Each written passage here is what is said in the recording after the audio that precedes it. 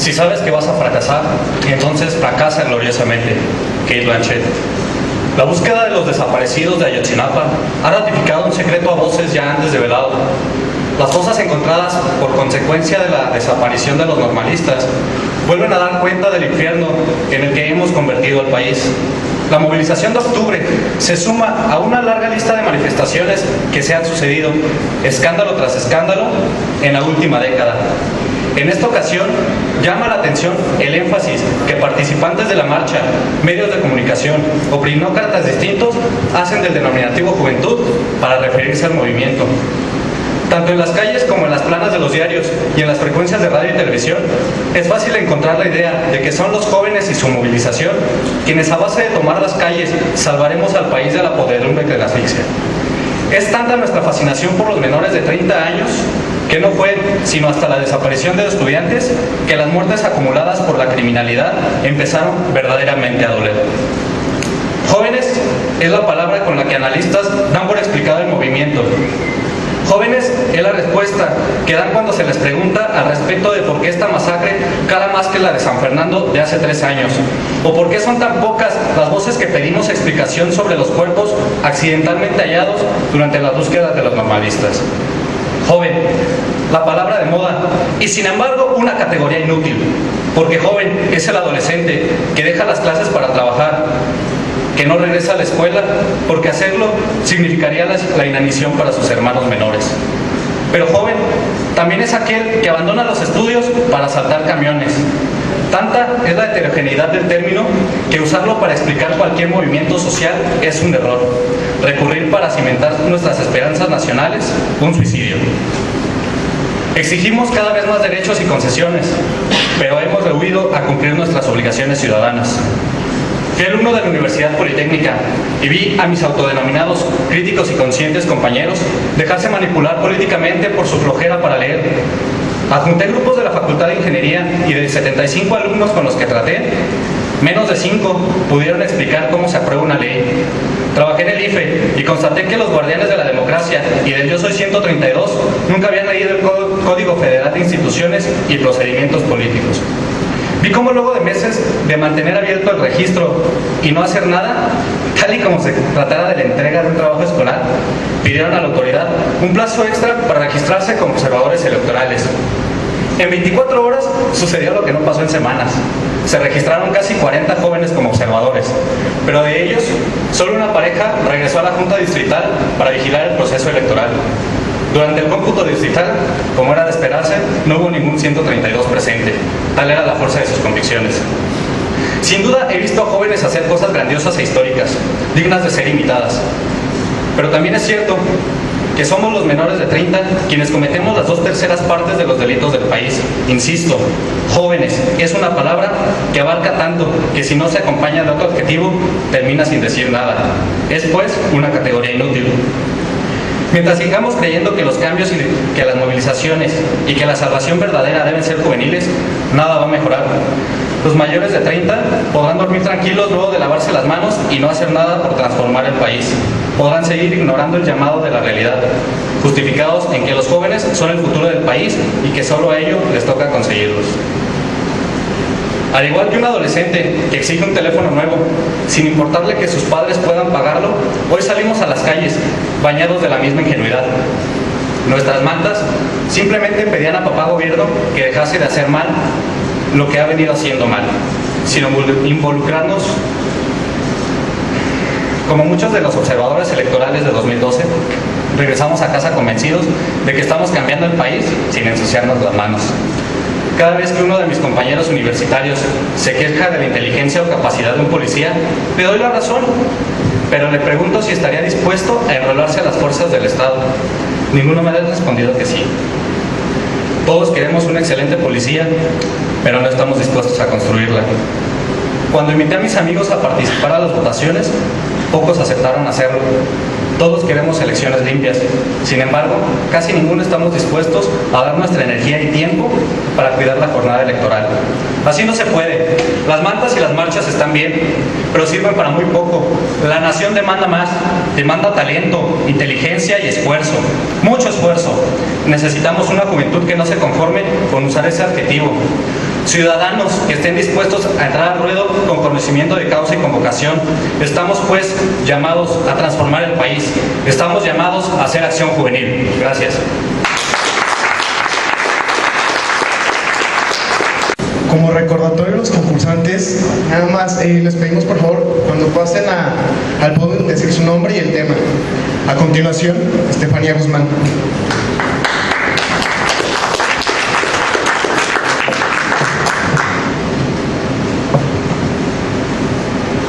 Si tu única oportunidad es ser igual, entonces no es oportunidad. Margaret Thatcher. Honorable jurado calificador, compañeros oradores, amigos todos. Muy buenas tardes, mi nombre es Estefanía Guzmán y esta tarde he venido a hablarles sobre la importancia de la mujer en la política. Por muchos años se desvalorizó a la mujer, viéndola únicamente desde nuestro entorno biológico, destinado a la reproducción y al cuidado del hogar. Por lo tanto, nuestra sociedad ha luchado por crear y mantener la equidad de género, para que tanto los hombres y las mujeres podamos participar en la política mexicana. Sin embargo, esa lucha no ha sido consumada, ya que a nuestro país le falta mucho por recorrer para alcanzar esa equidad. Con la reforma constitucional de 1953, donde se nos reconoció a las mujeres el derecho al sufragio, avanzamos enormemente para lograr la igualdad de géneros. Aún así, fue evidente que estábamos en gran desventaja a comparación con los hombres al momento de querer ocupar un puesto de elección popular. Sin embargo, se fueron creando leyes para perseguir la equidad anhelada. En el 2008 nos acercamos aún más a la paridad de género, ya que con la reforma al Código Federal de Procedimientos e Instituciones Electorales se elevó el umbral mínimo a un 40% por género. Pero aún así, las mujeres seguíamos en una lucha para ocupar más curules y espacios donde pudiéramos participar y ser escuchadas. El 10 de febrero del 2014, finalmente se aprobó la reforma político-electoral, en la cual se incluyó la exigencia de elaborar una ley general de partidos políticos donde se debería de incluir una lista en la cual se pudiera garantizar la paridad en candidaturas a legisladores federales y locales. Este día vengo frente a ustedes para exhortarlos y principalmente hacerle un llamado a las mujeres, pocas que estamos aquí, pero hacerles un llamado para que sigamos participando en la vida pública de nuestro país. Debemos aumentar nuestra confianza para tomar decisiones, dejar de lado la idea de que las mujeres somos vulnerables y frágiles, porque si la ley ya nos reconoce con igualdad frente a los hombres, entonces nosotras somos las que tenemos que cumplirlo también.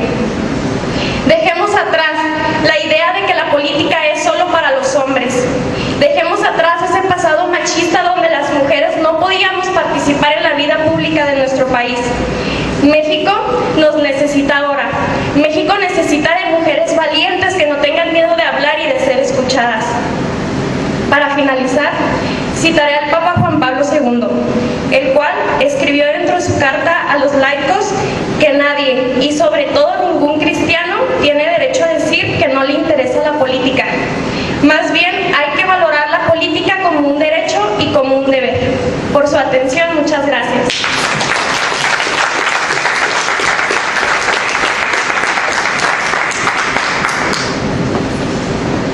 El siguiente participante en el orden es Luis Ocaña.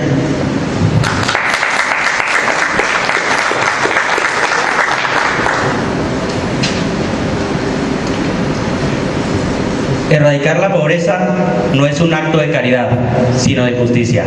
Nelson Mandela. Muy buenas tardes, amigos panistas, jurado calificador, compañeros oradores. Me complace mucho estar el día de hoy aquí para exponer una de las problemáticas más grandes de nuestro país y que forma parte de su historia, la pobreza. ¿Cómo erradicarla?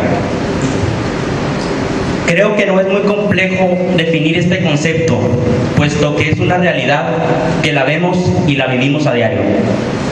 Sabemos que podemos ejemplificar que existe pobreza. ¿Cuándo?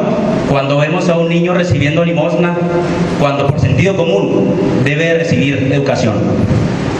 La pobreza es entonces escasez y una condición de carencias sociales que podemos ejemplificarlas, como la educación, la salud, la vivienda, la alimentación, la seguridad. Mismas carencias que el Estado tiene la obligación de erradicarlas y satisfacerlas a todos los mexicanos, pero que lamentablemente no lo hacen así. Vivimos en un país lleno de contrastes. Por un lado, tenemos a un México con una riqueza histórica y un legado cultural.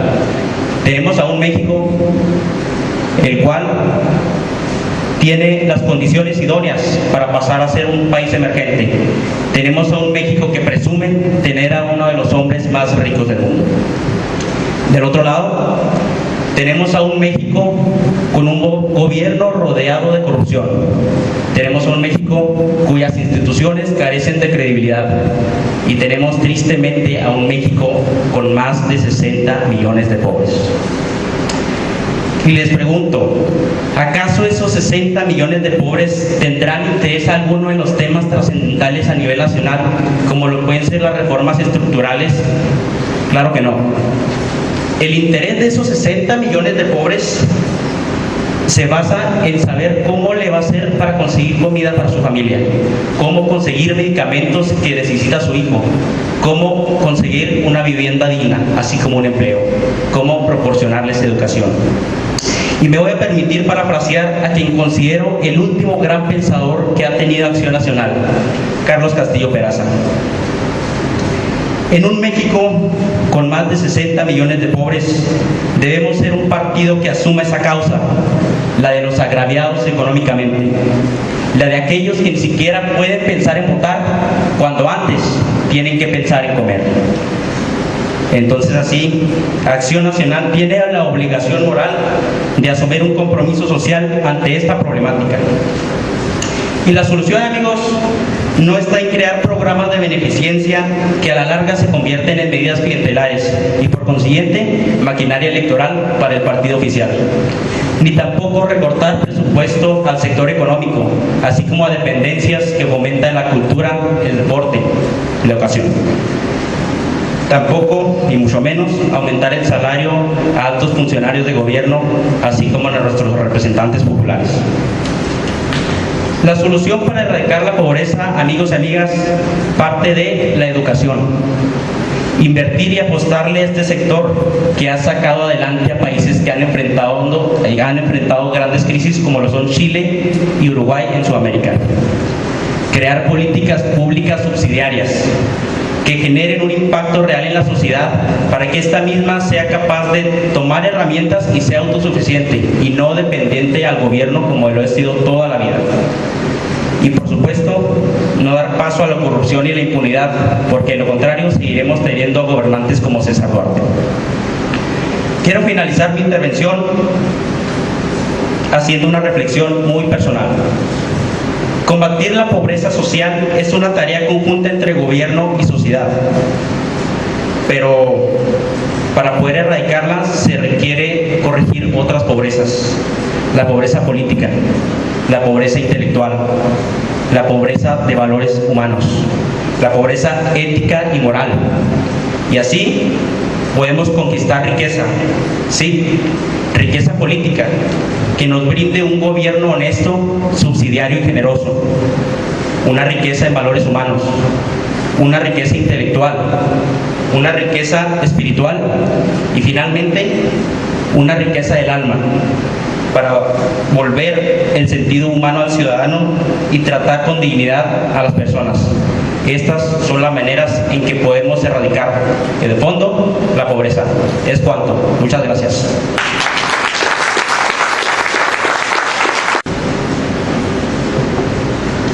A continuación tenemos la participación de Job Quintín Flores.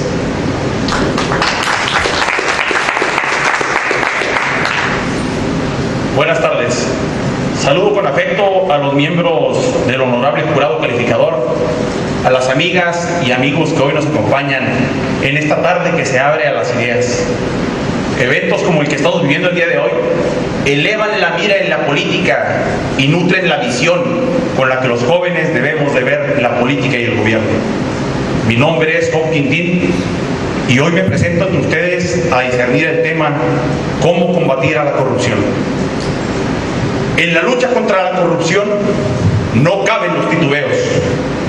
El PAN ofrece su brazo para luchar en conjunto contra este cáncer que sufre México.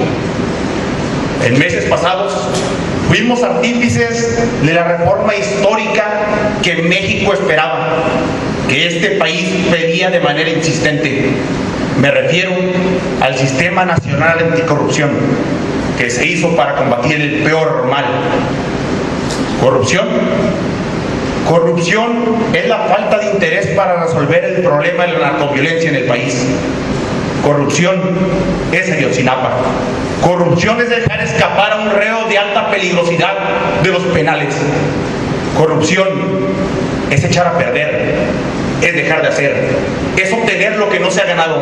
Corrupción, en una palabra, es destrucción.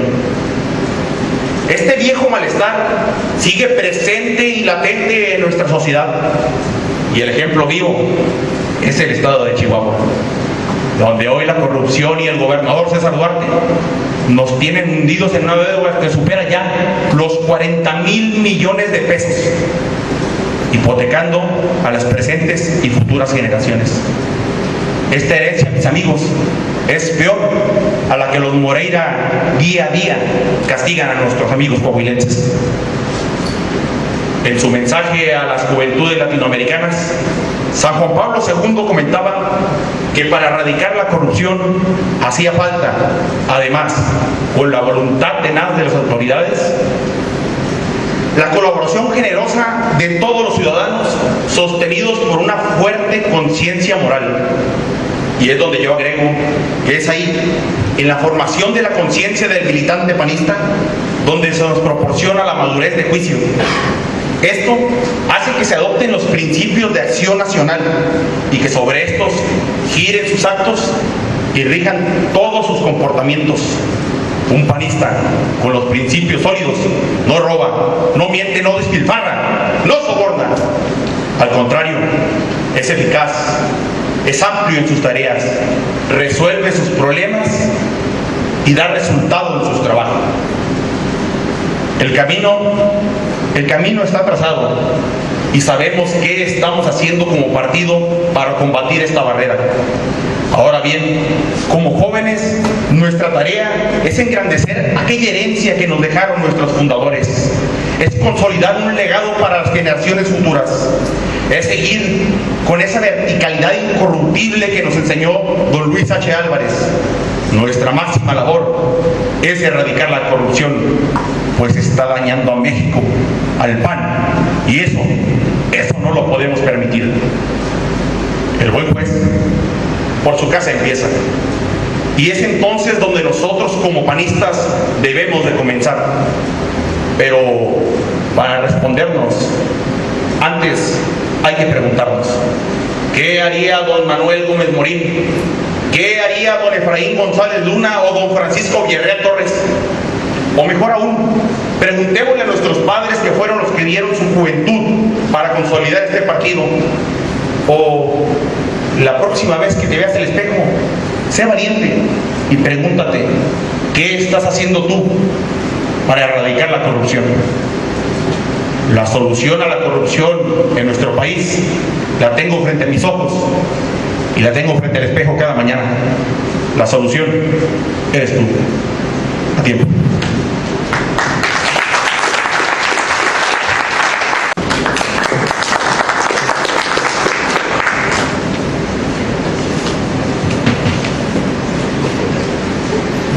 Buenas tardes, amigos todos. Mi nombre es Eduardo Gutiérrez y yo les voy a compartir el tema Causas y soluciones de la corrupción del país, que a su vez he titulado La corrupción, la verdadera plaga del país. Una de las tareas más importantes que se nos presentan a los jóvenes, si de veras queremos ser un parteaguas con la relación con los gobiernos anteriores, es el combate a la corrupción. Nos encontramos ante un fenómeno polimórfico y omnipresente. Casi no pasa semana en la que no aparezca en la prensa o en los medios electrónicos una noticia sobre la corrupción. Existen otras formas a las que ya nos hemos habituado y han dejado de ser noticia. Tal es el caso de la exagerada, despiadada y sinvergüenza corrupción de nuestro gobernador, o la corrupción que se vive día a día en nuestra ciudad con el plan de movilidad, que de movilidad solo el nombre tiene. O en el país, beneficiando a las licitaciones de amigos, casas blancas, verdes, amarillas, anaranjadas y viajes pagados por el erario público a más de 200 personas, o los hijos de los gobernantes comprando en tiendas de prestigio en todo el mundo. Según la investigación de Enfoque para México, nos encontramos muy mal evaluados, obteniendo en el 2014 las peores notas de América Latina e inclusive a nivel mundial, tales como lo es la OCDE y el G20. Pero para entender un poco más lo que es la corrupción, nos iremos hacia el origen. Tal es el caso de su etimología. La palabra corrupción es muy significativa. Proviene del verbo rompere, aplastar, arruinar. Corrumpere puede traducirse por hacer estallar y alude a algo que pudre, algo que se echa a perder. El corrupto adquiere el poder o incrementa su haber, faltando a la ética y al derecho. Se encuentra un modo fácil de ganar dinero, sacrificando los valores éticos y jurídicos y dañando en muchas ocasiones a personas inocentes y al bien común de nuestra sociedad. Ese es el principal problema, el problema que tenemos en México, la corrupción. Si se resuelve la corrupción, podemos resolver la falta educativa, el rezago que tienen nuestros niños, la pobreza, tal como lo han mencionado mis compañeros, la inmigración. Si no existiera tanta corrupción en México, en el país, no tuviéramos tantas fugas de cerebro. La corrupción, a su vez, es un problema cultural desde tiempos antiguos, desde la conquista española, porque si recuerdan y se acuerdan un poco de la historia, las barcas que vinieron de España hacia México contenían a pura gente bandida, violadores, secuestradores, gente que en ese momento no le servía a España. Y es un problema cultural, un problema que debemos sacar como una cirugía, perfectamente. Y más adelante les hablaré de la solución. También les puedo comentar que la corrupción es como una droga. Siempre habrá quien busca comprar, siempre existirá quien la venderá. Otro ejemplo es pasarnos los rojos, pasarnos cualquier semáforo, romper las leyes viales, corrompernos a nosotros mismos. Y el problema de soborno se ha dado en todas las épocas de la humanidad. Frecuentemente la corrupción daña a las víctimas, fomenta a poco el aprecio y el desprecio a las leyes y a las autoridades, y genera un cáncer, una plaga que enferma a todo el cuerpo social. Tal como lo mencionaba el filósofo Tácito, cuanto más corrupto es un Estado, más numerosas son las leyes. Y yo quiero que me digan ustedes, compañeros, ¿cuántas leyes tenemos en México? ¿Cuántas leyes realmente nos benefician a los mexicanos? ¿Cuántas leyes realmente se fijan por el interés y por el bienestar de México? Quiero que me digan cuántas. O bien, como lo complementa Hobbes, las leyes innecesarias no son buenas leyes, sino que solo son una trampa de dinero. Y es por eso cuando muchas veces vamos a hacer algún trámite, te piden el moche, te piden, oye, yo te agilizo el trámite, pero ese es el verdadero problema. Como no hacemos las cosas como deben de ser, como no fomentamos un Estado de Derecho, ahí vamos a seguir alimentando la corrupción, porque la corrupción somos nosotros mismos la cosechamos, nosotros mismos la sembramos y nosotros mismos la vamos a cosechar. Es por eso, amigos, que los quiero invitar nuevamente a fomentar un Estado de Derecho, respetando las leyes, hacer las cosas como deben ser, pero también señalarle al gobierno y a los funcionarios públicos que están siendo observados. Participemos, hay que involucrarnos para el día de mañana decirle a nuestros hijos, tengamos que sentarnos frente a ellos y decirles que fuimos derrotados, pero que no podemos mirarlos a los ojos y decirles que viven así porque no nos animamos a pelear. Mahatma Gandhi. Muchas gracias.